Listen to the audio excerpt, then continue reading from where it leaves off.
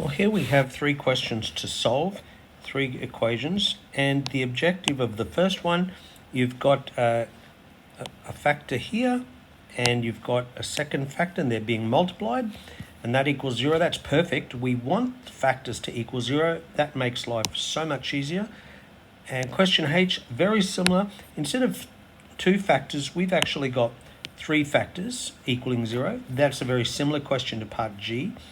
And I notice we've got a quadratic equation, so you have to factorize this if it can, or use the quadratic formula if you can't factorize.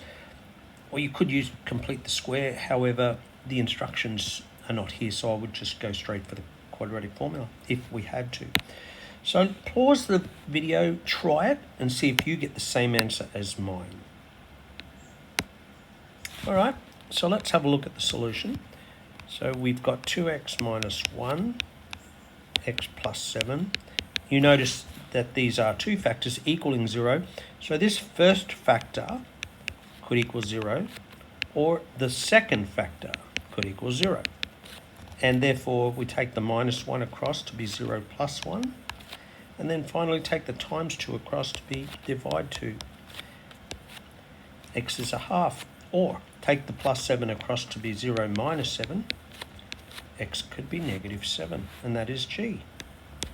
Let's just put H up here. Now we've got x plus 3, 4x minus 1, 5x minus 9 equals 0. Now we've got three factors this time, so any one of those factors could be a 0. So x plus 3 could be a 0, or 4x minus 1 could be a 0, or 5x minus 9 could be a 0. And we've got three linear equations now. Take the plus 3 across to be minus 3. Now for this one, take the minus 1 across to be plus 1, so we've got 0 plus 1. Take the times 4 across to be divide 4. Therefore, x could equal a quarter. The third factor, take the minus 9 across to be plus 9, 0 plus 9. Take the times 5 across to be divide 5. And you could say 1 and you could stop it there, or call it 1 and 4/5, or call it 1.8. It's okay. And we've got three solutions. So x could equal negative 3, or x could equal a quarter, or x could equal 9 over 5, or 1.8. Let's look at I. X squared minus 6x minus 27. Now we've started with a quadratic. Will it factorize? And look, you might know it will factorize or it will not. However, I like to test that b squared minus 4ac, which happens to be called a discriminant. And is that a perfect square? If it's a perfect square, like 1, 4, 9, 16, all the square numbers, then it will factorize, all right? If it's perfect square, it will factorize if it's perfect square. So let's test it. B is negative 6, A is 1, by the way, B is negative 6, and C is negative 27. Let's substitute that. B is negative 6, so negative 6 squared is 36. 4 times 1 times negative 27. So what have we got? 36, take away 4 sevens, 28, 4 twos are 80, and 2's 108, and that's a negative. And we've got 36 plus 108 is 144. Yes, it's a square number. It's 12 times 12. Therefore, it will factorize. So if it will factorize, I like to find two numbers that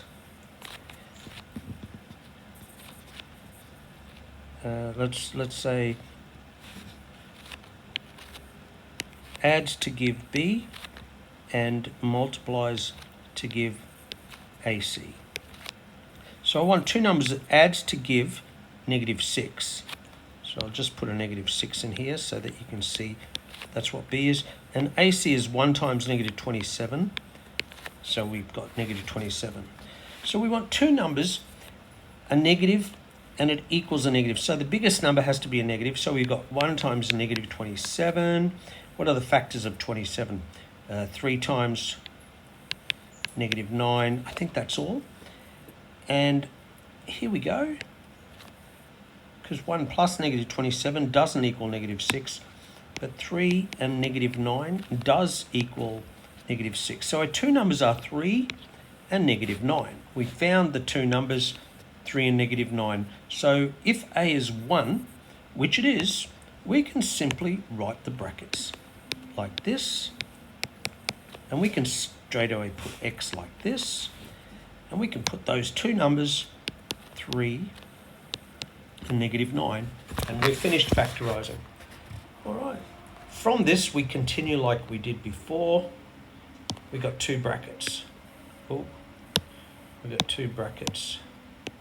That bracket, that factor, and that equals 0. So we can say, therefore, the first factor could be 0, or the second factor could equal 0. Take the plus 3 across to be negative 3.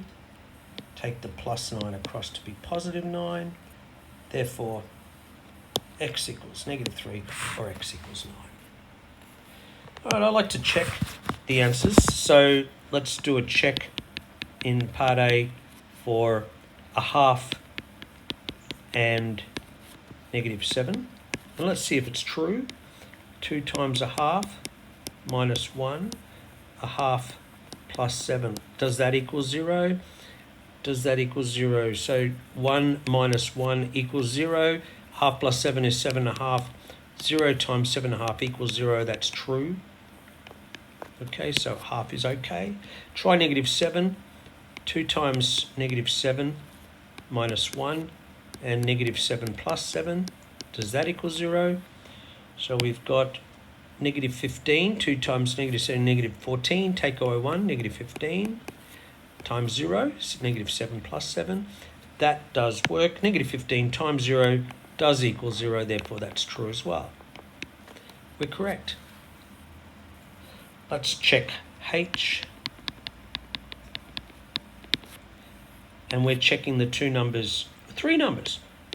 We want to check negative 3, we want to check a quarter, and we want to check 9 over 5.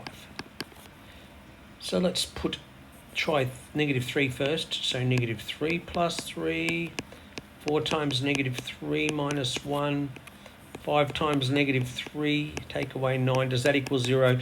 Well, look, you can see that the first bracket will be 0. So 0 times whatever that bracket is, times whatever that bracket is, will be 0. So yes, negative 3 is correct. And look, we can just do a spot check here. Let's save ourselves some time. Let's put